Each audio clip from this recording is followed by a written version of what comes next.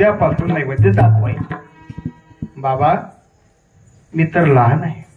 अरे लहान मोठं काही नाही, कोणी चालतंय तिथं. पण बाबा माझ्या हाताचं खाईल का ते देव? अरे देव खात नसतो. गिरिधर लाल तो भाव का भुका, राग कला नहीं जानत तुका. गिरधर लाल तो भाव का भुका. तो भगवान परमात्मा भावनेचा भुकेल आहे. भाव बळे आकळे, भाव पाहिजे. भाव काही न लगे एक. भावाची कारण तुका म्हणे आण विठोबाची. विठोबाची शपथ घेतो दादा, सांगतोय तुला देवाला पाहिजे फक्त भाव. ठीक आहे बाबा. दामा शेट्टी दुसऱ्या दिवशी गावाला चालला गेला. सकाळी पहाटे नामदेव उठला. महाराज गोणाईनं नामदेवाला उठवला आणि सांगितलं, नाम्या बोलाय, अरे तुझे बाबा काय सांगून गेलास? काय माय? अरे नैवेद्य दाखवायचंय देवाला. हो ना माय, लक्षात आहे. उठ उठ लवकर. नामदेव उठले. 4 वर्षाचा नामा. उठला, स्नान संध्या आटोपली आणि ज्या मायनं जन्म दिला तिचं दर्शन घेतलं.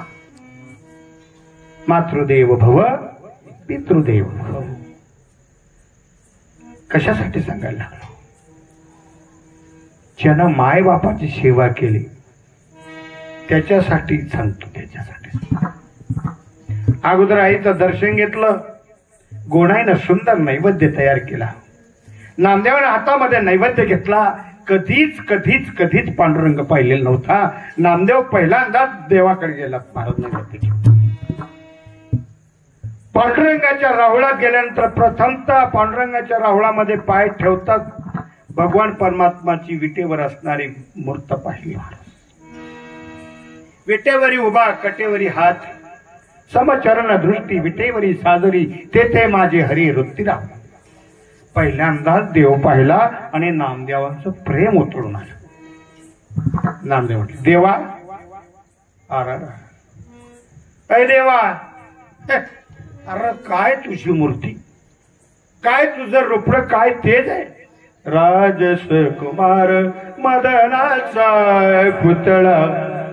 देवा काय रूप, काय काय राजबिंडा दिसतो रे देवा. मला माहिती नव्हतं देवा एवढा सुंदर आहे असं. मला माहिती असतं ना देवा तुझं सुंदर ते ध्यान उभे विटेवरी, मी दररोज आलो असतो रे देवा, दररोज आलो असतो इकडे. पण देवा पहिल्यांदाच बघतो, मला माहिती पाहिजे होत रे. खूप वेळ झालाय तुला पाहायला. पण देवा आता दृष्टी पुढे ऐसाची तुला आहे, जो मी तुझे पाहिजे वेळो वेळा. देवा मी सदैव तुला पाहत राहावं असं वाटतं. पण देवा जाऊ देत, लई वेळ व्हायला लागला आता. बघ माझ्या मायनं सुंदर नैवेद्य तयार केलं. देवा हे नैवेद्य खा. देव कधी खात नाही महाराज, देव कधी खात. पाषाणाची मूर्ती आहे, पण देव जरी पाषाणाची मूर्ती आहे ती कोणी घडवली नाही, ते स्वतःच आहे महाराज. पंढरीचा पांडुरंग परमात्मा नाही घडविला, नाही बैसविला, भेटावयाला कुंडली. दादा तू कोणी घडवलेलं नाही ना, बसवलेलं नाही. जशी तिथे आहे तशा पण देवच स्वतः पाषाण अवतार घेतला आणि विटेवर उभा होता, कमरेवर हात ठेवून. कशा करता? भक्ताची वाट पाहण्याकरता. आणि नामदेव म्हणतात, देवा ऐ अरे बघ ना किती सुंदर नैवेद्य केलं मायनं, खा ना बाबा खा.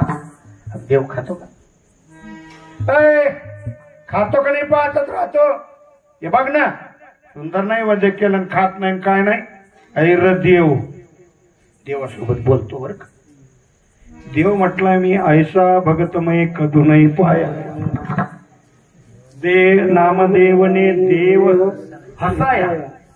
घालत घालत देव हसला. मी पहिल्यांदाच पाहतो हे बारक पोरग किती प्रेमानं बोलत, किती प्रेम आहे. याचा बाप दररोज येतो आणि नैवेद्य दाखवून पाणी फिरवून निघून जातो. आणि प्रेमाने हे पोरग बघून किती सांगतो, खाना देवा खाना देवा. देव खात बसत. नामदेवाला सांगितलं, हे देवा बघ तू जर हे नैवेद्य खाल्ला नाही ना बाबा, डोकं आपटील, रक्त शिंपील. देव म्हणा खरंच शिंपील का काय? देवानं थोडा वेळ वाट पाहिली. नाम्यानं डोकं बळवायला सुरुवात केली, डोकं आपटायला सुरुवात केली. महाराज देव विटेवरून खाली उतरले. नामदेवाचा हात धरला. महाराज, नामा काय रे तुझं प्रेम आहे? पहिल्यांदाच प्रेम पाहतो बाबा. तुझा बाबा दररोज येत होता, नैवेद्य दाखवत होता, पण खा कधी म्हटला नाही. तू खा म्हटला आणि माझ्यासमोर डोकं फोडायला लागलास रे. नको बाबा, नको फोड डोकं. खातो ना देवा, खातो. पण देवा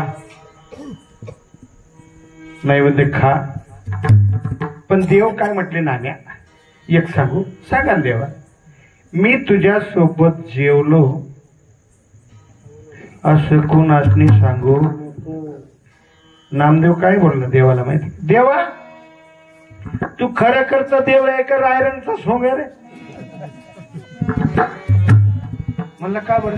माझी माय म्हणते खोटं बोलू नको, देव बाप्पा आंधळ करतो. आणि तू देव आहे मला खोटं बोलायला लावतो? देव आहेस ना तू?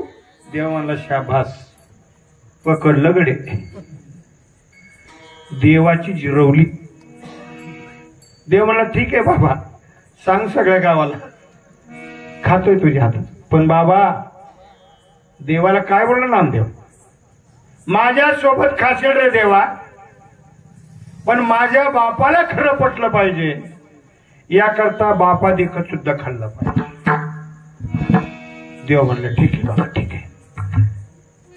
पाषाणाची मूर्ती चळचळा कापली, जेवती लागली नाम्या सवे. नामासोबत पाषाण अवतार असणारा भगवान परमात्मा विटे भरून खाली उतरला आणि जेवू लागला. जेवू लागला. नैवेद्य संपवलं, रिकामा ताट घेऊन नामदेव घराकडे आले. आई म्हणाली, नाम्या नैवेद्य कोटी टाकला? कुत्र्याला दिलं का मित्राला दिलं का तूच खाल्ले स्वतः? नामदेवाचं अंतःकरण भरून आलं. देवा आई हृदय भरून आलं का माझं? का रे नाम्या, का रडतोस? माय देव खाऊन गेला नैवेद्य. नाम्या खाल्लं? हो माय, तुझी शपथ म्हटल्यावर आईचं अंतःकरण भरून आलं. नाम्या खरंच खाल्लं का रे? हो माय, खरंच खाल्लं. अरे तुझा बाप किती वर्षापासून नैवेद्य दाखवतो, पण देवाला अद्याप शिवलं सुद्धा नाही. तू खाल्लं म्हणतो? हो माय, पण तुझ्या बापाला खरं पटेल. आई तशी सुविधा करू ना, ते टेन्शन नको घेऊ असं म्हणे. हो. दुसऱ्या दिवशी दामा शेट्टी आलेत. विचारलं, नाम्या नैवेद्य दिलं बाबा? दाखवलं? नाही बाबा. का रे? बाबा दाखवलं नाही, पण खाऊ घातलं बाबा, खाऊ घातलं. हा हो बाबा. अरे देव कुठे खात होतो बाबा? कोण कहते भगवान खाते नहीं, खाते जरूर खिलाते नहीं. कौन कहते भगवान आते नहीं, आते जरूर बुलाते नहीं. तुम्ही कधी खा म्हटलंच नाही देवाला, कसं काय खाय? खरंच ना म्या म्हणे. हो चल माझ्या देखत, चला ना बाबा. परत गोणाईनं सुंदर असं दही भाताचा काला केला, नामदेवाच्या हाती दिला. नामदेव म्हटलं, बाबा हे नैवेद्य जरा धरा बरं, पहिले मी जाऊन येतो देवाकडे, नाही तर जाईल बदलून. पहिले येतो विचारून अगोदर. पळत पळत गेला आणि देवा सांगा, देवा ऐ देव जैशी तिथे आहे तैशी आपल्याला आहे. अरे बोलशील का? नाम्या आलो ना मी. परत देव हलू नाही, चालू नाही, सैरा वैरा बोलू नाही. हे म्हणला, मला माहितीच होतं तुझ्या आवल्यात बदलेली. देवाला म्हणे, देवाला बाबा एवढं नको आलं, एवढं बोल. माझा बाबा येतोय, देखत खावा लागेल. हो बाबा खातो. पळत घरी गेला, बाबाला घेतलं. बाबा पळा पळा पळा लवकर, आहे आता जागी, तोपर्यंत खातोय. आणलं नाही होत. बाबा पाहत राहिले. नैवेद्य दही भाताचा घेतला आणि देवाच्या तोंडा पुढे लागला आणि सांगतो, जेवी जेवी बा विठ्ठला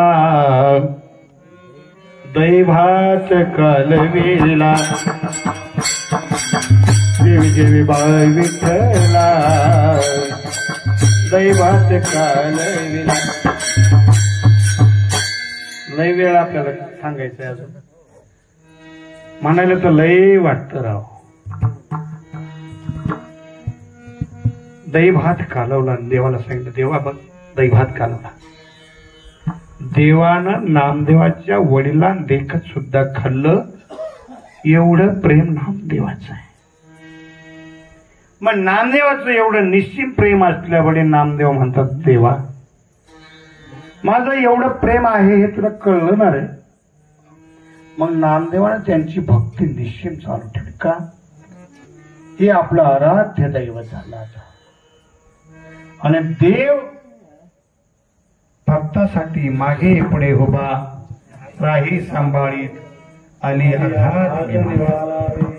कीर्तन ऐकणं सुद्धा सगळ्यांच्या संचितात नसतं झालं. कीर्तनामध्ये ज्याला झोप आली की त्याला समजा हो खरा ऐकणारा. कारण ती अवदसा निमाली दारिद्र्याची जी अवदसा असते ना महाराज ती आपल्या समोर येत असते. ती सांगा तू नको ऐकू शुभ नाही दादा कीर्तन ऐकायला सुद्धा तिथे पाहिजे. हो दादा संत असतात संत. संत तुमचे आपल्यात आहेत महाराज तुमचे आपल्यात संत तुम्ही सुद्धा संत आहे. पण संतांची ओळख आपण केली तर होईल ना माय बाप. पुणे जिल्ह्यामध्ये केंदूर नावाचं गाव झालं. तिथे कान्हो पाठक नावाचे संत झालेत महाराज. आणि कान्हो पाठक नावाच्या संतांची कीर्ती काशी तीर्थक्षेत्रापर्यंत पोहोचली. काशीच्या विद्वान पंडितांना त्यांची कीर्ती ऐकली महाराज. महाराष्ट्रामध्ये पुणे जिल्ह्यामध्ये केंदूर नावाचं गाव आहे. कान्हो पाठक नावाचे संत त्यांची कीर्ती इथपर्यंत आली म्हणजेच कोणीतरी महात्मा असले पाहिजे. तिथल्या संतांना पुण्याकडे येण्याकरता पायी दिंडी काढली. पुण्यापर्यंत आलात. केंद्र नावाच्या गावाला सकाळी 8 वाजता पोहोचलेत. पण संतांनी असं कुठे लिहिलेलं नाही महाराज की लहान लेकरे खेळू नये संसार करू नये. संसारी असावे असोनी नसावे भजन करावे वेळोवेळा भजन करा. भगवान परमात्मा तो परमात्मा मागे पुढे उभा आहे. किती संकट येऊ द्या दुःखासाठी दुःख बांधवडी आहे हा संसार. सुखाचा विचार नाही कोठे. सगळ्यांसाठी दुःखच आहे. सुखाचा विचार सुखाचा शोध घेत आहे पण सुख सापडवण्याकरता सुख शोधण्याकरता संतांची आवश्यकता आहे.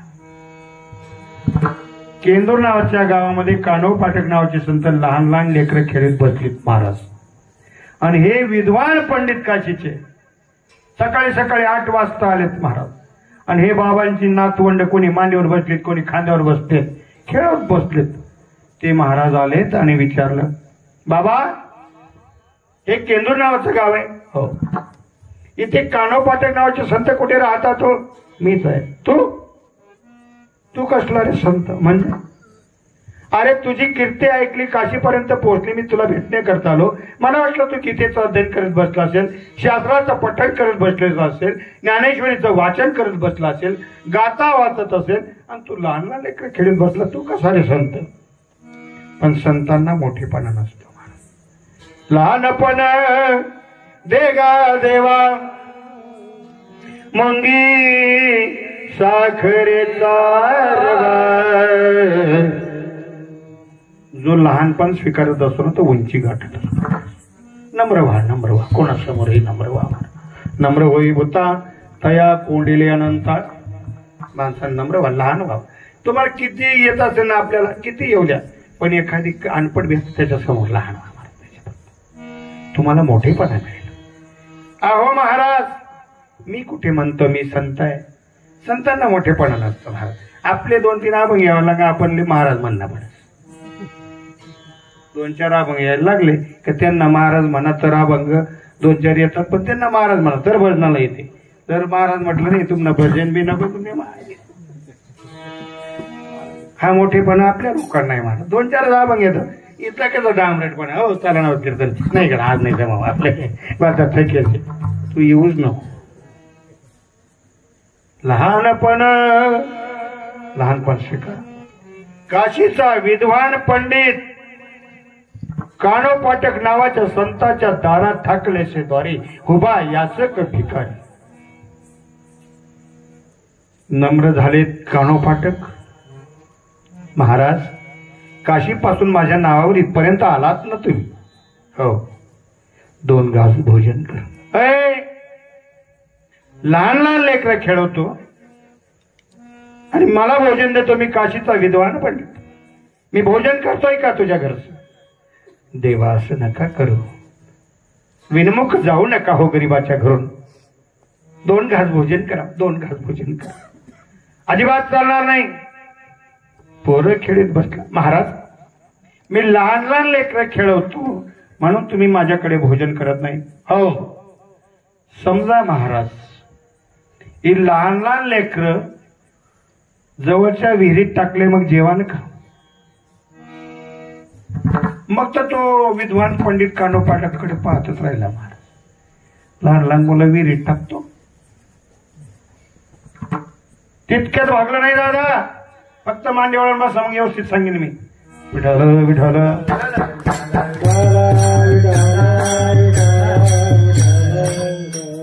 लहान लहान मुलं उचलले जवळच्या विहिरीत टाकून दिले. महाराज विद्वान पंडित कानोपाटकाकडे पाहतच राहिला. अरे लहान लहान लेकरं विहिरीत टाकायला चुकला नाही. ही माझ्या नांड्यावर पाय ठेवा चुकल का? बाबा जेवताना आता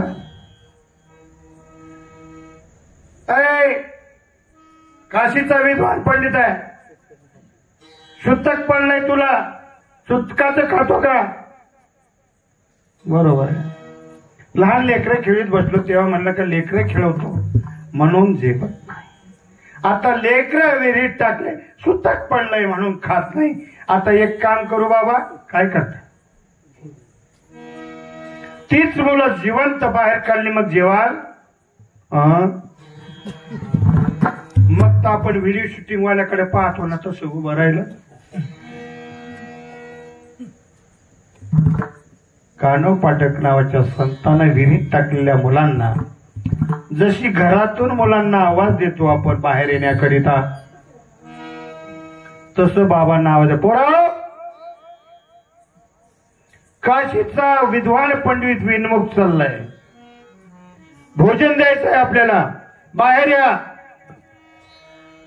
बाहेर या म्हटल्याबरोबर पटापटा विहिरीत टाकलेली मुलं जिवंत आलीत महाराज. आणि मग विद्वान पंडित म्हणतो की बस बाबा खरंच ओळखलं नव्हतं तुम्हाला. संत नवती जगा मानसाच्या सारखे समुद्र नदी नवे पैगा पाषाण म्हणून लिंगा. संत नवती जगा मानसाच्या सारखे. संत तुमचे आपल्या सारखेच महाराज. फक्त ओळखा ओळखा. जे बाबा गेलात भगवान बाबा मनुष्य गेल्याशिवाय त्याची किंमत कळत नाही दादा. कोणी महान राहू देत कोणी मोठा राहू देत गेल्याशिवाय किंमत कळत नाही दादा. असल्यावर किंमत नाही. असल्यावर किंमत नाही. मायबाप राहू देत जिवंत असले की तेव्हा कमी प्रेम असतं. कमी प्रेम देतात लेकर. पण गेल्यावर खूपच प्रेम. खूपच प्रेम. एवढं प्रेम. तसं दादा जी बाबा गेले भगवान बाबा ती आपल्या गावातली एक विभूती होती महाराज. विभूती होती. कळणार नाही. तो सदैव चिंतनात्मक नसतो. नाम चिंतनामध्ये जो देवाकडे जात असतो ना त्याला देवच सांगतो बस झालंय तुझं आता तू माझ्याकडे. आणि ते बाबा देवरूपी असणारे संत रूपी असणारे भगवान बाबा त्यांचे पिता श्री विठ्ठल विठ्ठल रूपी भगवान परमात्माकडे ते पोहोचलात. भगवान परमात्मा त्यांना चांगली जागा देवो. या करता आजचं कीर्तन विठ्ठल विठ्ठल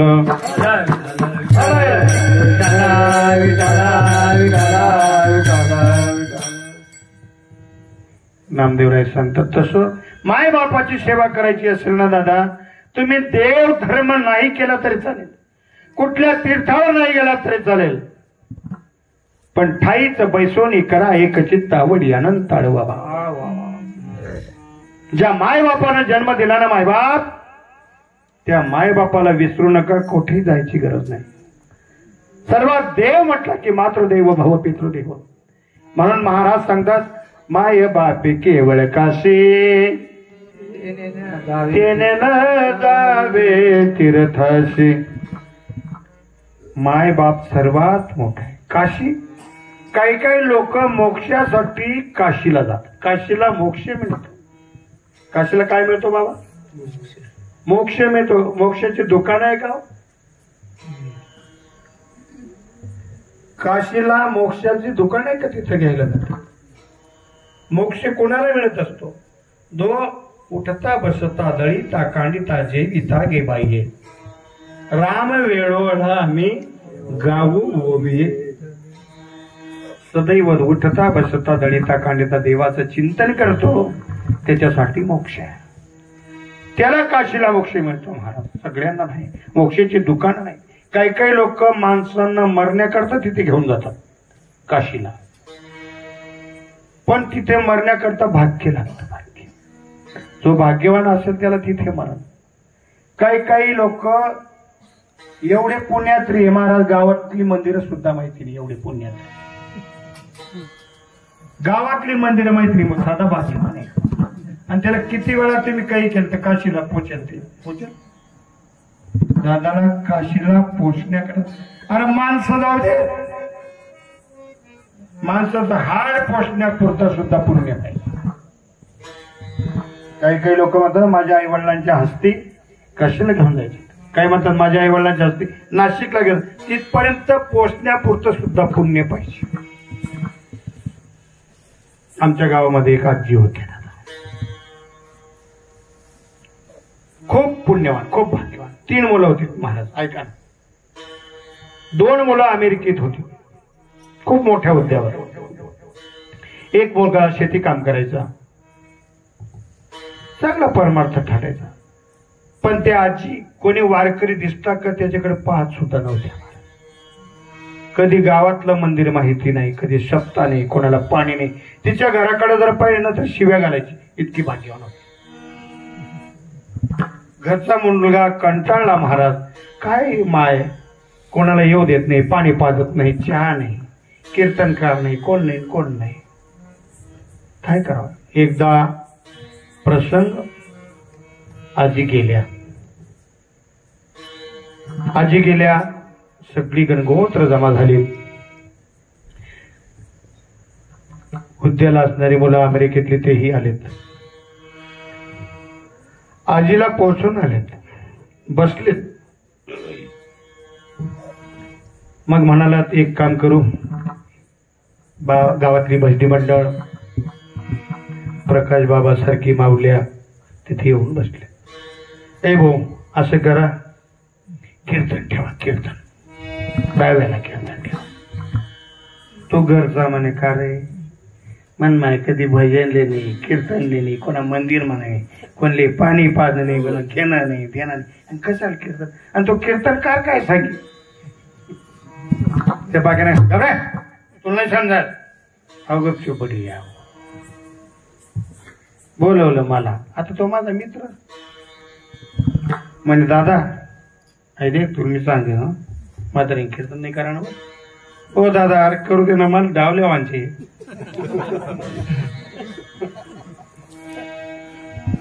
सांगतो ना मी, बरोबर सांगे. अरे तिने म्हटलं काय सांग, बरोबर सांगे, टेन्शन काय द्यायचं. मग लोक म्हणे बाबा काय कीर्तन करा. अहो कसा तू मला बाजूला सापड, मग सांगत तुला म्हणजे तू काही बी सांग, मला मन दर्शन आल्यावांची. ठेवलं कीर्तन. कीर्तनात थोडं दिलं उचलून, मग आपले काय करायचे. वा, आजींसारख्या आजी जगात नाही. काय माय होते. तो म्हणे हा काय माया होती. तू बाहेर सापड, तू घबराय. आई आल्या गेल्याचा आदर करायचा, भुकेल्याची कदर करायचा. ओ ताती अरे गपराय, तू गपराय. जन्म तर सांगू देणार, एवढं वय जाऊ देणार. 2 मुलं अमेरिकेत आहे आजींचे. काय मुलं जन्माला घातले, मोठ्या हुद्द्यावर आलेत. एक मुलगा शेती करतो, सप्त्याला वर्गणी देत असेल. तो का रे हो, तू पाणी पाहिजे चेअरमन माहिती, तू घबराय. वर्णन केलं महाराज, वर्णन केलं. पटलं अमेरिकेतलं, कारण त्यातलं गावनी परिस्थिती माहिती नाही, त्यातली पटी आहे. त्यानं वा. मी काय म्हटलं, बाबा मुलं मोठ्या हुद्द्यावर आहेत, पैसा खूप आहे. आजींच्या हस्त्या काशीला घेऊन गेला तर बरं होईल. अहो गाव मधला काय माहित, पण ती बिघडायला पाहिजे ना. तू घबराय, तू गपणार आहे. पण जाऊ दे ना. तो मोठा मुलगा काय म्हणे, बाबा आपली घरनी गाडीशी मी काशीला लय जासू, टेन्शन नका लिहा, गण पैसाचे आपला. तो दाखला कसा, हा काय लय जायचे तू, घरनी गाडीवाला बिडाल तर पाहिजे. तू गपणार आहे. गप केला कसा तरी. स्वतःची गाडी असल्यामुळे त्याने आईच्या हस्त्या घेतल्यात महाराज आणि काशीकडे जायला निघाला. प्रसंग आता ऐका. आजीच्या हस्ती काशीला घेऊन जायला निघाला. घरचा लहान मुलगा जो घरी राहत असायचा तो विरोध करायचा. कशामुळे, कारण हिने काही कर्तव्यच करा नाही, कीर्तीच नाही तर कस काय. अवघड सांगितलं जिराव, तू काय तुला काय करायचं, जिराव देणार ते रे. गेला महाराज. 25 किलोमीटर अंतरावर काशी राहिली महाराज. किती. आणि मध्ये रस्ता रोको आंदोलन झालं. गाड्या थांबवल्या तिकून पोलिसाच्या गाड्याला. आगे कोई जाना नहीं, आगे जाना मना है, 2 दिन रुकना पड़ेगा, जिनको जाना है अपना रास्ता देख लो. हो म्हणे, कार हो आपला दाखला घडी सांगितलं म्हणजे बिडावणी. पण आपला एक मित्र राहसाठी शेजारी 5-1 किलोमीटर तर ठरवलं रातभर. आता त्यांना रस्ता होता तर निघ जाऊ. आता हा मित्राकडे गेला महाराज. मित्राकडे गेला, त्या हस्त्या डब्यात ठेवलेल्या होत्या, स्टीलचा डबा, त्याच्यात हस्त्या आणि ती पिशवीत, आणि पिशवी बाहेर कुठे टाक दिली. म्हणे भाऊ येल काही सांगा मी आधी काय शिकाय नाही, येल जर सांगे ना आपले काही जेवण देवा. त्याने बाहेर टांगून दिली आणि आतमध्ये रात्री जेवण वगैरे गप्पा गोष्टी झाल्या. सकाळी म्हणे दादा आपल्याला काशीला काय नाही, तिरुपती 8-9 किलोमीटर अंबार निघाला. काशीला गेला, पंडिताजवळ गेला महाराज. पंडितजी बोला, माझ्या आईच्या हस्ते आणलं, त्याची शुद्धी काय. बरं ठीक आहे, तुम्ही आंघोळ करून या, मी पूजा मांडतो. पंडितानं पूजा मांडली. हे गडी स्नानाला गेले. स्नान करून आला, बसलाय उघडा भम, जानवय घातलं गळ्यात, बसून दिला आणि सांग बाबा आणा तुमच्या आईच्या हस्त्या. ते पाहायला गेला तर डब्बाच नाही मार. ते मला मी तर डब्बा आणला होता पण डबा नाही. डबा कुठे गेला. मग ते म्हणला डबा म्हणे बाबा समजा अशीच पूजा करीत चालली का. तो म्हणे कशी बी करा, डाव ठेवा, पूजा कशी बी करा. तशी काय तशी केली. म्हणे बाबा पुढल्या टाइमला राखलंय ना, काही बी लय, काही बी लय. तशी काय तुझ्या पूजा आटोपली. मग याला शंका. हो म्हणे तात्या बोकडे मुक्कामी होतो. मग त्याला विचारली होता आपण कार वाटे आपला डबा बिबा. परत तिकडे गेला. म्हणे दादा बोला मी मुक्कामाला मग आज बी राहून दे का. म्हणे नाही तसं काही नाही बा, पण कणी मी आठे पिशी टांगेल होती म्हणे, डबा होता तो डबा काही देखील न भाऊ पिशी कोटी होती म्हणे. कोटीला जमला काय आमनी बायकोल सवय से कोणी बी पिशा जमला नाही. ती विचार केली कारण काही काही वाईटले सवय राहत पाहुणा म्हणा कधी नाही पिशा जमला. त्याने आवाज दिला, काय काही समजत ना तुम म्हणे काय का म्हणे या तात्या त्याची पिशी बिशी टाकी होती का तो बा वाकवू नका म्हणे. म्हणे का बर त्याला पहिले हाकला आट्या म्हणे का बर त्याला आहे म्हणे खाऊ तेले म्हणे खाऊ तू तर गाळ जाऊ मग म्हणे का बर तथा मटण खाय म्हणा हाडक्या थालाय म्हणा अबा खरं माणूस का म्हणे. म्हणे मग फेकतीनच म्हणे त्या गड्यावर मग लायकी लायकी लायकी हस्त्या चिखलात जाण्याची लायकी आहे. कशासाठी बोललो लक्ष द्या. मग तो म्हणे आपला गडी म्हणे रबो काही भेडावू नाही जाऊ दे जे झालं ते आता राग घेऊन जाऊ. तू आता तिथून गेला घरी हा भाऊ पुढेच उभा काय नान भाऊ भेंडी का नाही उभा रे तुला दुवारपणा नाही. माझं ये ना काय केलं माझं डब्बी घेतली डब्बी आणि त्याच्यात आईची राख काढली राख कोणाला माहिती नाही. त्या डबीत राख टाकली आणि घरच्या परिवाराच्या एकाच्या परसमध्ये डबी ठेवून दिली. तिला बी माहित नाही. आपल्याला सगळ्यांना काशीला जायचं सगळ्यांची तयारी फुकट कोण नाही. बटा येतं बट गावी या तिकडं गाडी करतच नाही सगळे आहेत बसले गाडीत. स्नान आटोपलं ब्राह्मणाकडे गेला बामण आपली पूजा हा आले बस आंघोळ करून आले नाही नाचत आहे ना आंघोळ करायला सगळे गेले. जिच्या परस मध्ये डबी तिने परस बाजूला ठेवून आंघोळीला गेले तिने परस मार दिली. ती परत मग जांभळाला घ्या त्याला डबी सापडली त्याला वाटत सोनं नाणं होईल त्याने देखील राग त्याने तरी डबीन फेकली.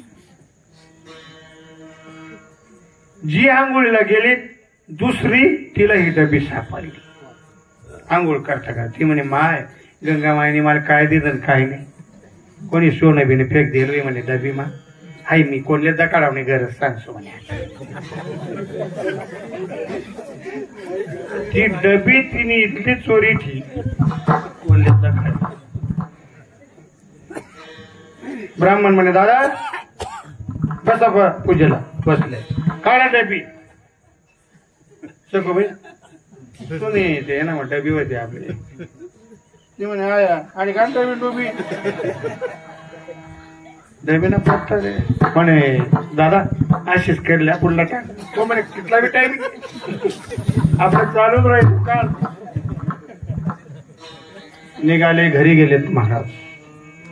घरी गेल्यावर जिला डबी सापडली ती म्हणे तुम्ही एक बात सांगू म्हणे काय मला गंगामाईने प्रसाद दे काढा. तिने काढले हो ताई आई राग होती ना तो म्हणे आपली माय आपल्या घरात राहील विठाल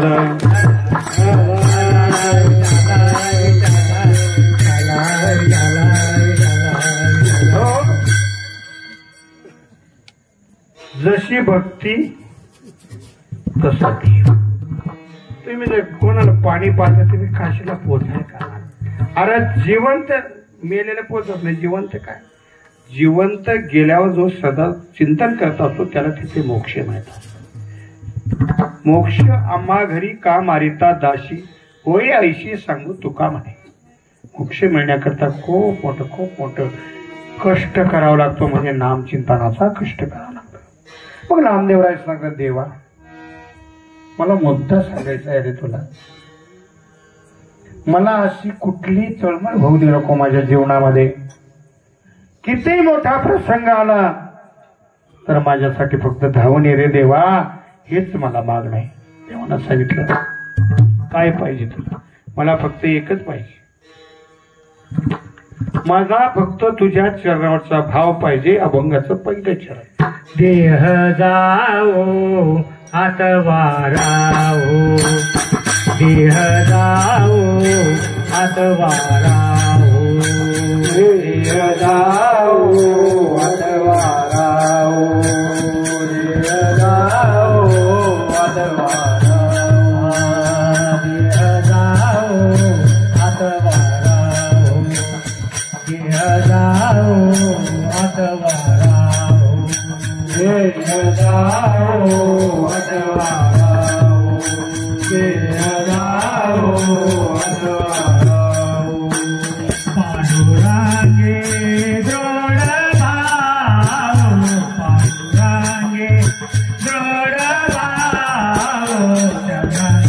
तो सर्वथा चरणा तो सर्वथा पांडुरंगे जोड भाव पांडुरंगे जोड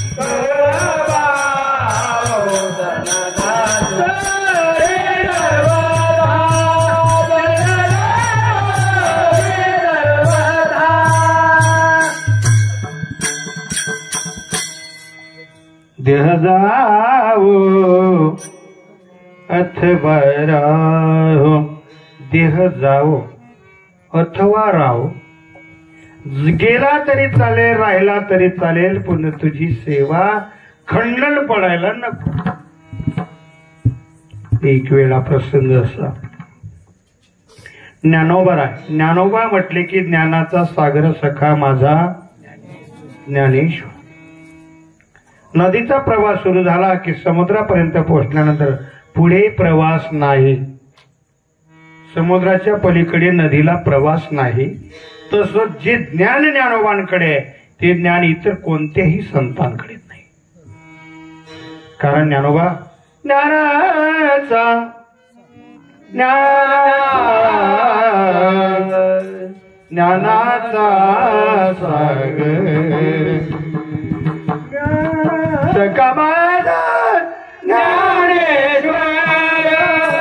ज्ञानाचा सागर ज्ञानोबराय.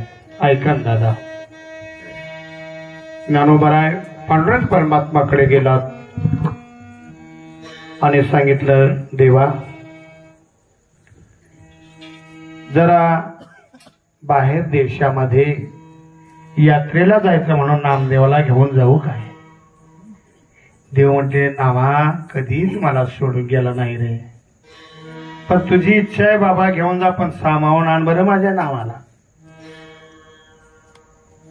चालतंय बाबा. नामदेव आणि ज्ञानदेव पंजाब मध्ये गेलेत महाराज. पंजाब मध्ये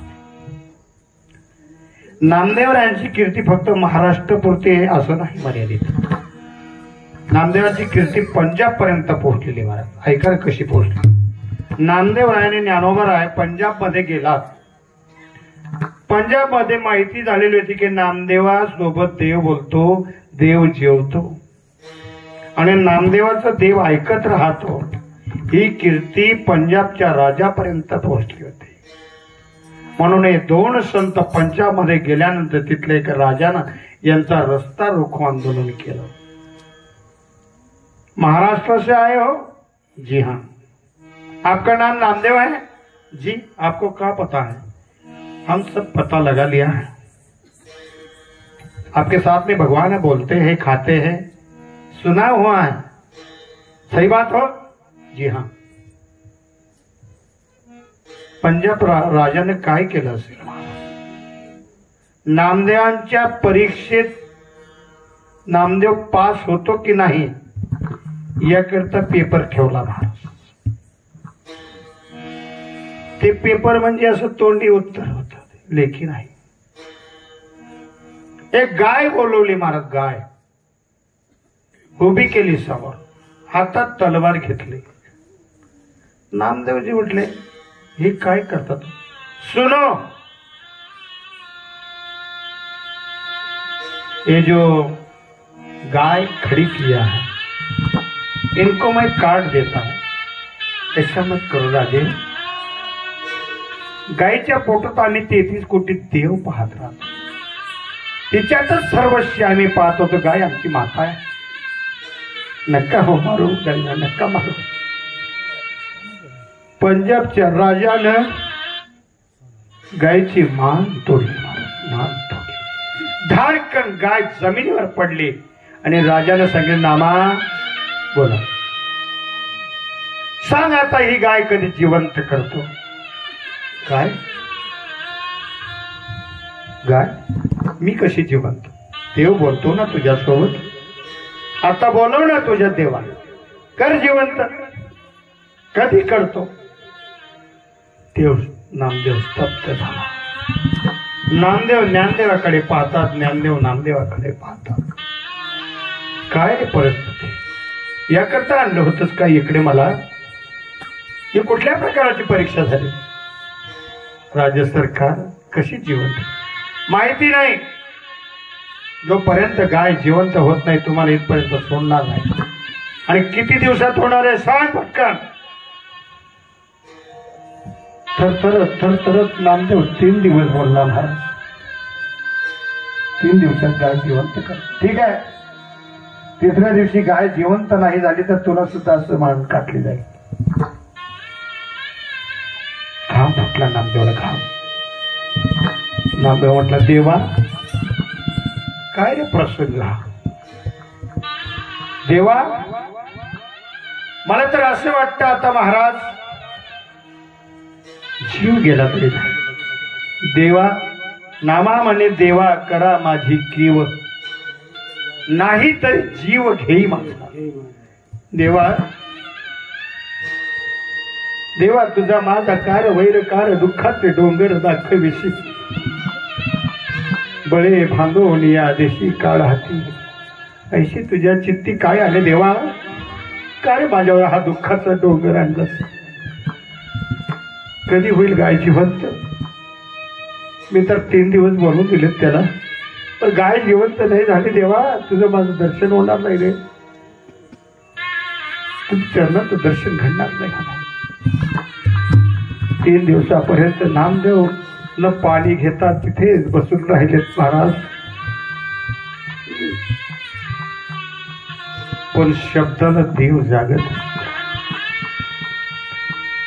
तिसरा दिवस उजळला महाराज. परत राजा तिथे आला. नामदेवासाठी झाली का रे गाय जिवंत?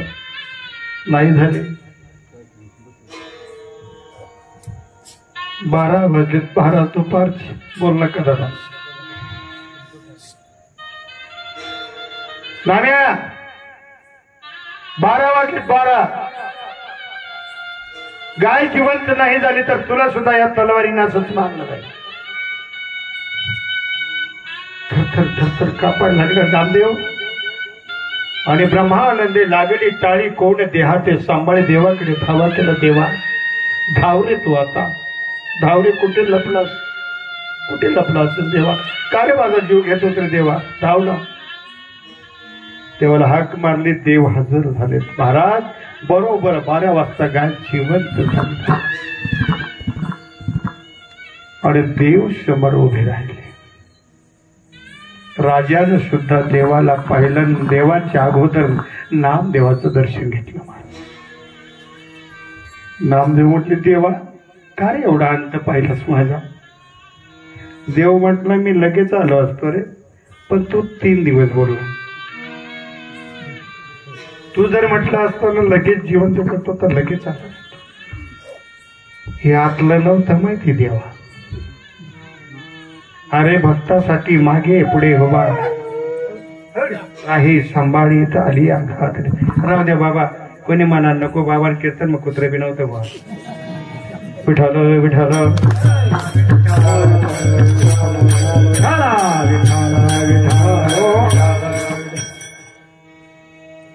देह जाऊ अथवा राहू. मग देवाचे चरण धरलेत नामदेवानं पंजाब मध्ये. आणि देवाला सांगितलं, चरण न सोडी सर्वथा आन तुझी पंढरीनाथ. देवा तुला नाही रे विसरणार. आता तुला नाही विसरणार. तू किती अंत पाहिलास ना मला, तरी मी जागेल देवा. आता मला कळालं, कारण तू कितीही दुःख आलं तरी तू त्या भक्ताच्या पाठीमागे उभा राहतो. माझी निश्चिम भक्ती तुझ्यावर झालेले. देह जाऊ अथवा राहू पांडुरंगी थोडं.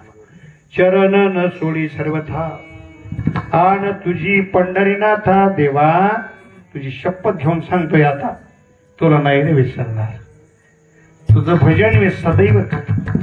एक वेळा संप्रदायाच्या नियमाप्रमाणे तुम्ही सुद्धा पुरुष मंडळी जेवढी असते, ज्यांना ज्यांना हात असतील 2 हात, त्यांना फक्त असे वरती हात करा. दादा माझ्या कीर्तनात जो कीर्तनात हात, मग स्त्रिया नाही. पुरुष पुरुष जे मर्द असतील ते, ज्यांच्या हातात बांगड्या नाहीत ते, आणि आपल्या कीर्तनात जो ताट हात करतो त्यांना जमजम कल्याण, जो त्यानं जेमतेम कल्याण, हातच वर करावणे चिकन गुन्या. सांभाळा दादा, काय काय करा येत नाही तर सांगा, तरच पाणीची म्हणे काय ताट शाबास मास्तर से मी मास्तर डोबार कुमार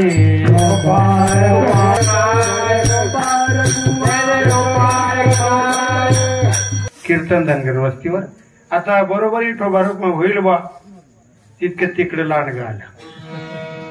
एक म्हणे अय लांडग रे लांडग, एक म्हणे अय बाबाला हार घालायचा बुक करावायचा. ते म्हणलं जाऊ तिकडं. घाईघाईत आला, एवढं मोठं ढग होत, तपकिरणं होतं तपकिरणं. गाय गाय मग तपकिरण टाकला, एवढा माल लावायला लागे. मी शिकी गो शिकणू म्हणजे शिकणू अच्छी. त्याला म्हणतो भाऊ मी शिकी गो, आधी काय कोल्हे लावू नको, काय शिकाळा म्हणजे म्हणे काय नाही म्हणताय तपकीर. गाय घेत आणला म्हणे बाबा, पळत गेला, दुसरं घ्यायला गेला. एवढा डाबा होता, त्याला झाकण काही नव्हतं. एवढं मोठं भुकांड्यावर त्याने आता भुक्काला दिलं, त्याला कधी आणमानी आहे भुकांड्यावर खाली देऊन तसं दर हा टाका गेला म्हण डोका. मी त्याला जाणलो, तो मला जांभले, मी त्याला जाणलो, तो मला जांभले, कारण मी आता बी दिखतच नाही. एकमेकला जाऊन तो म्हणे कथाचे मध्ये जटाव येत, तशी जशी वेळ पडे तशी तशी होणेकडे असं असतं. महाराज जाऊ द्या, आनंद वाटला बिचारे, आनंद वाटला. चांगला फोटो आला ना तुमचा.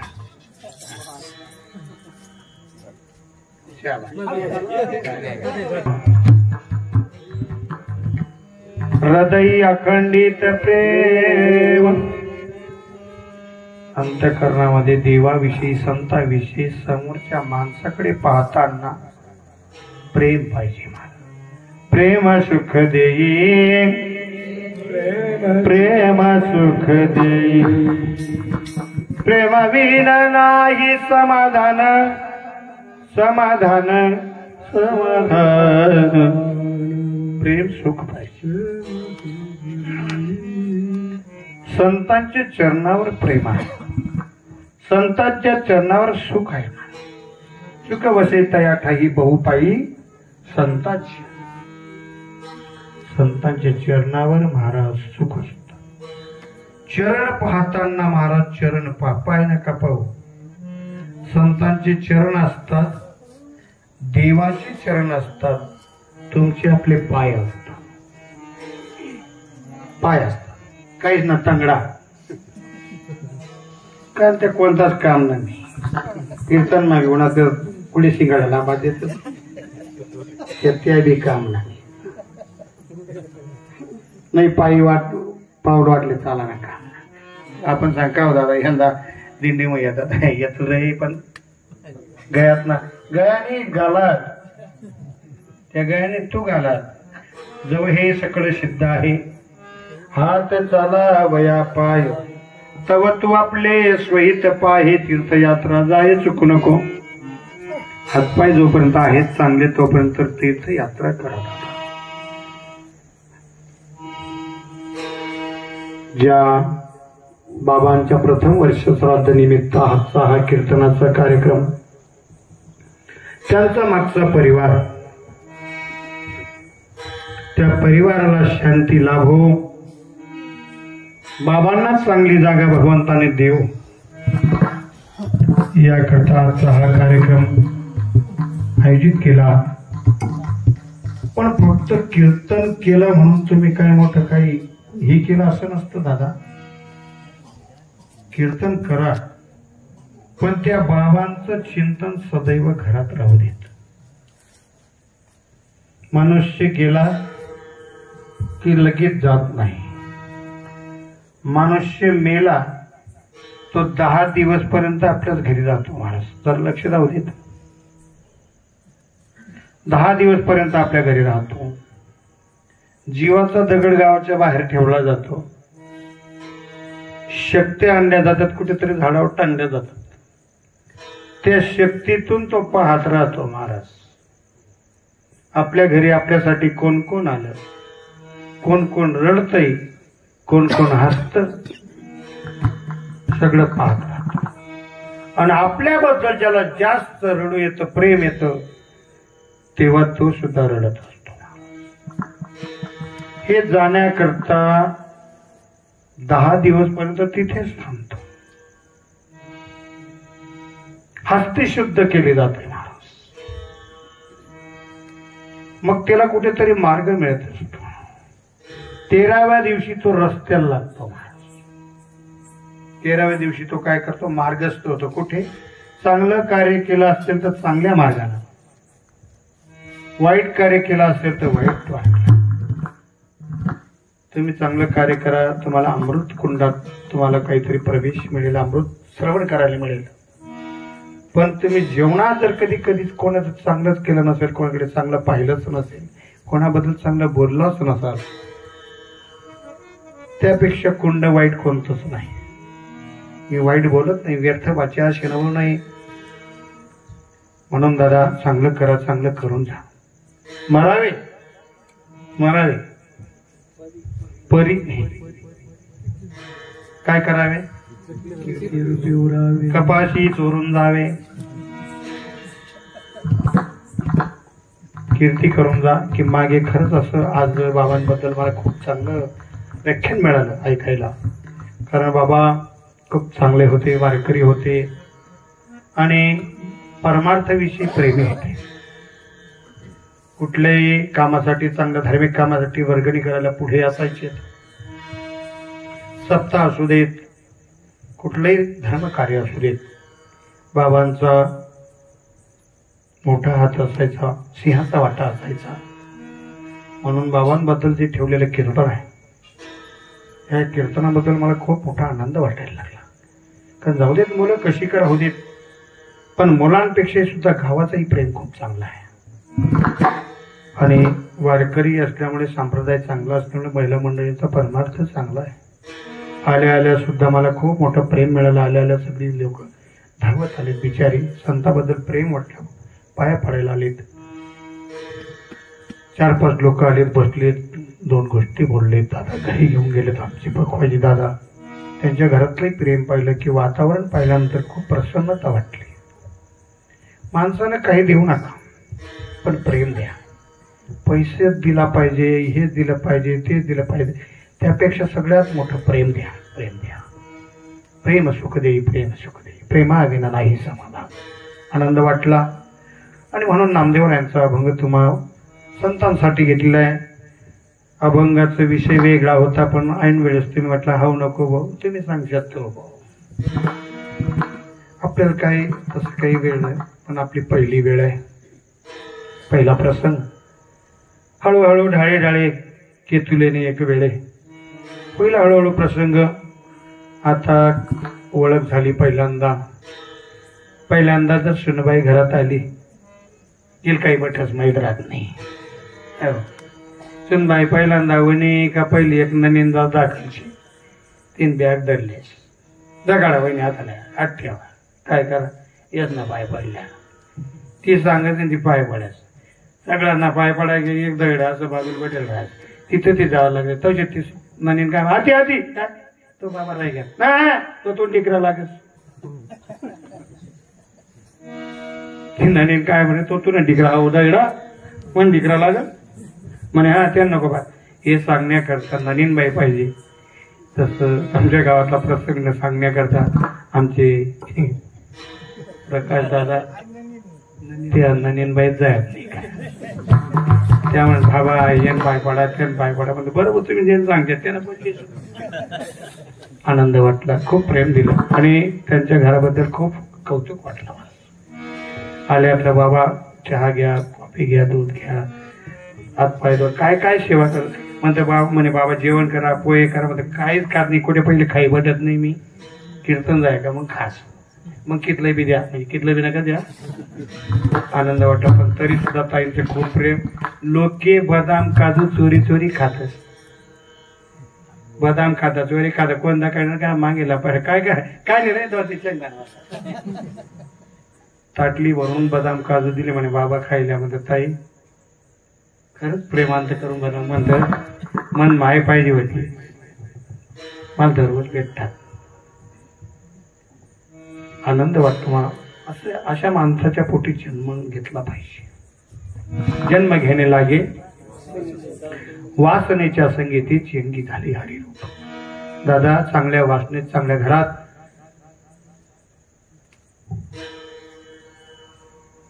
फळ असं रसाळ आणि गोमट पाहिजे. रसाळ गोमट पाहिजे. त्यासाठी अमृततुल्य असं घर पाहिजे. वारकऱ्याचं घर पाहिजे. आणि त्या घरामध्ये जन्म घेण्याकरता नामदेवराय सुद्धा वास काही न लगे एक भावचे कारण तुका म्हणे आन विठोबाचे देवा मला काय नको. तू केशीराजा आहे. तू सगळ्यांचा पती आहे. दाता आहे. विटेवरी ज्याची पाऊले समान तोच एक दान शूरदाता. तो सगळ्यांना अन्न पुरवणार आहे. तू एक दाता आहे. म्हणून मी तुझ्याकडे मागणी मागतो की चरण न सोडी आन तुझी ज्ञानेश्वर पावले ज्ञानेश्वर